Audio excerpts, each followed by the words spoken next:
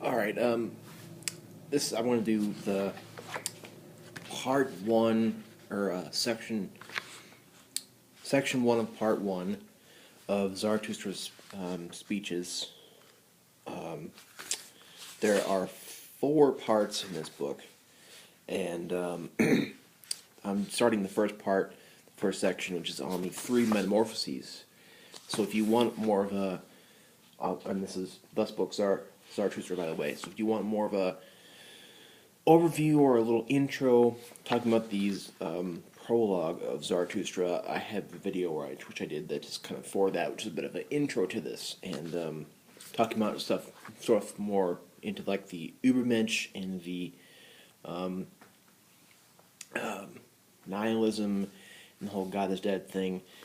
So in this, I want to just kind of discuss this main section, what this section that is only a couple pages is. And I want to go into each section in each video in some depth.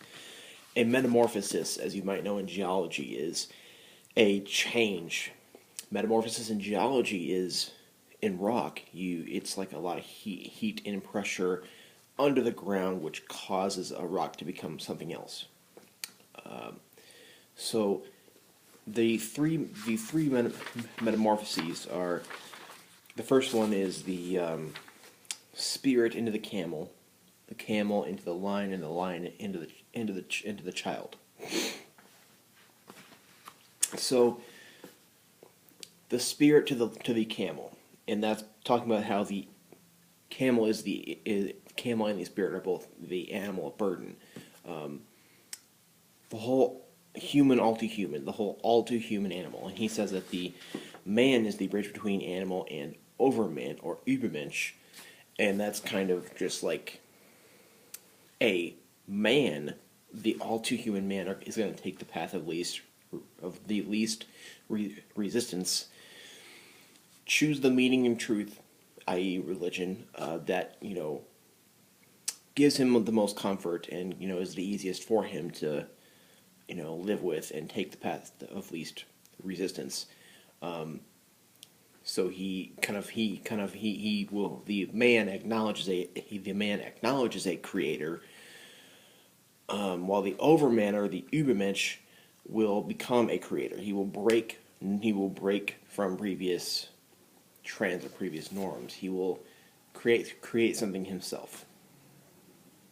So the spirit to the camel, because the camel is, of course, an animal which takes stuff onto his back, and also takes the person on his back, speeds out into the desert. What is difficult as a spirit that would bear much and kneels down like a camel, wanting to be well loaded? What is most difficult here is as the spirit that would bear much, that I may take it upon myself and exult in my strength. Is it not humbling oneself to wound one's haughtiness, letting one's folly shine to mock one's wisdom? Or is this parting from our cause when it triumphs, climbing high mountains to tempt the tempter? Or is this feeding on the acorns and grass of knowledge, and for the sake of the truth, suffering hunger in one's soul? Or is this being sick and sending home the comforters and making friends with the deaf who never hear what you want? Or is it this, stepping into filthy waters when they are the waters of truth, and not repulsing cold frogs and hot toads? Or is this, loving those who despise us, and offering a hand to those who would frighten us? All these most difficult things, the spirit that would bear much takes upon itself, like the camel that burdened speeds into the desert. Thus the spirit speeds into its desert. So that's kind of like a religion. Nietzsche hates religion, by the way. A religion,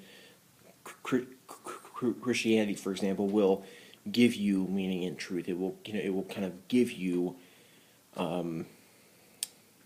stuff to have. It will give you meaning and truth that you will carry. It will give you that, and people live that way. That's like the saint that Zarathustra encounters as he comes down his mountain, and he's against that, and he wants to kind of talk about how we should become Overman or Übermensch, and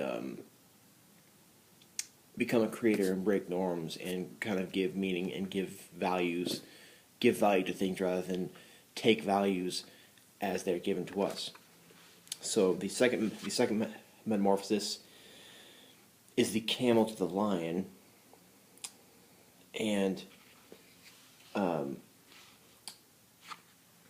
why is not the beast of burden which renounces and is reverent enough to create new values that even the lion cannot do, but the creation of freedom for oneself, for new creation that is within the power of the lion.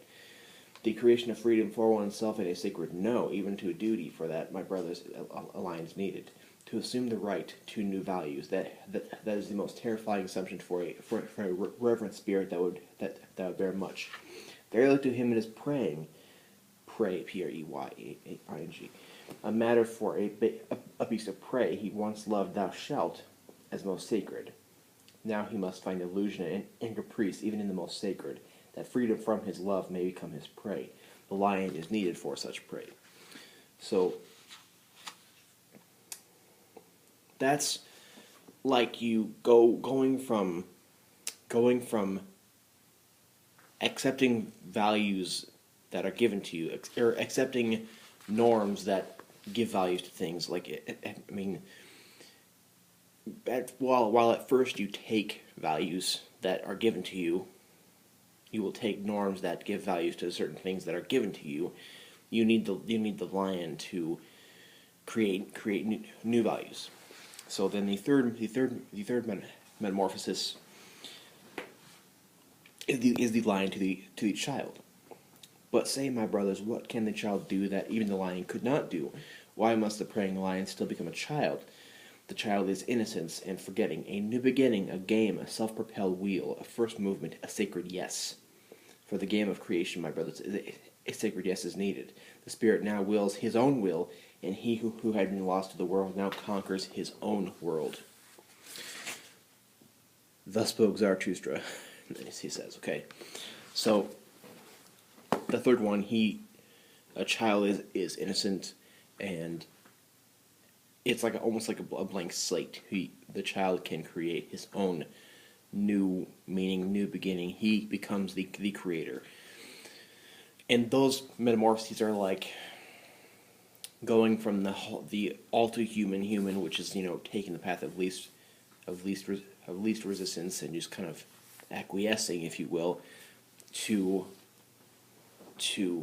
not having to acquiesce anymore and giving meaning to life as you will. So if you think that I should have included something here for this section about the three metamorphoses, please tell me below. I'd love to hear your comments. Also, if you have a question or you want to talk about this section more, or about the book as a whole, definitely comment below. And I'll be making further videos on further sections as well. Thank you.